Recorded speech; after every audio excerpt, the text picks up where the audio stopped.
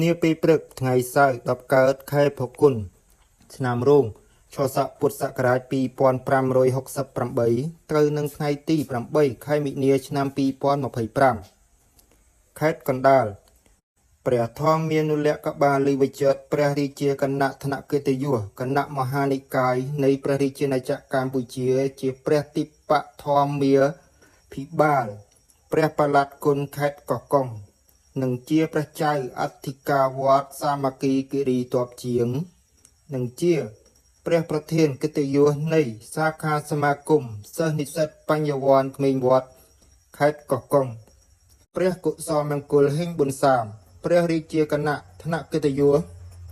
គណៈមហានិកាយនៃព្រះរាជាណាចក្រកម្ពុជាជាព្រហ្មកិស័កព្រះសមុទ្ធរអនុគុណសុខសែអំបិល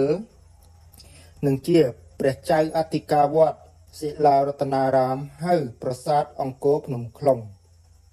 និងជាព្រះប្រធានរដ្ឋបាលនៃសាខាសមាគមសិស្សនិស្សិតបញ្ញវន្តក្មេងវត្តខេត្តកោះកុងឯកឧត្តមបណ្ឌិតយន្តដឹកព្រមទាំងលោកជំទាវហេងផាំងនិងញោមញាតិពុទ្ធបរិស័ទក្នុងសុខសែអំបិលនៃខេត្តកោះកុងបាននិមន្តនិងអញ្ជើញចូលរួមកាមពិធីរាប់បាតប្រគេនចំពោះព្រះភិក្ខុសង្ឃយាយជីនិងតាជីប្រមាណជាង600អង្គនាក់ដែលស្ថិតនៅ